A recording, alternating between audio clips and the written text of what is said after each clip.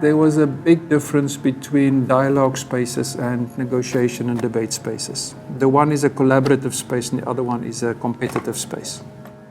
And competitive spaces are the lifeblood of any democracy.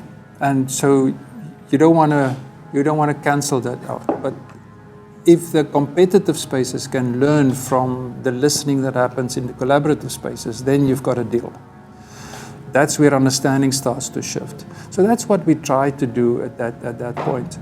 Let me give you a practical example. A young boy was shot dead in Grabouw, not too far from here, by the police. And it was clearly an illegal killing. He was part of a protest march and the police opened fire and he was killed.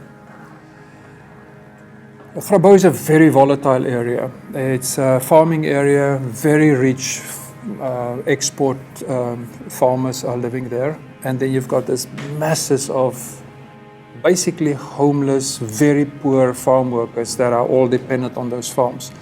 So if there is a spark in that tinderbox, then everything explodes, and the community exploded. And they all wanted to just go on a rampage and create chaos. So we called the police commander of the Western Cape and we said to him, "Are you willing to come to a mass meeting in Grabouw?" And he said, "I'm not. It's too dangerous." And we then said, what can we do to help make it safe for you? He said, "But we are the police. I mean, we can take you there in our armored vehicles. And so if you travel with us," I said, "There's no way I'm going to travel with you.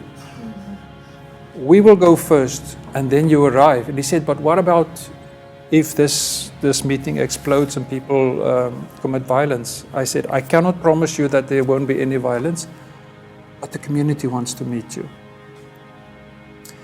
So that stands out for me as one of the examples of where basic fundamental dialogue principles and facilitation principles were in fact what guided us. There was, imagine, a hall full of 500-600 people, very angry, singing, chanting, and then this police general walks in from the back and the temperatures just rose. And when the meeting started, he wanted to speak first, and I said, "No, this is the time to listen, because you need to hear what has happened here." And the first person to speak was the mother of this young boy. And she stood up and she said, "My only breadwinner for my family has been killed by you guys. I don't want revenge, but I want you to hear how painful it is."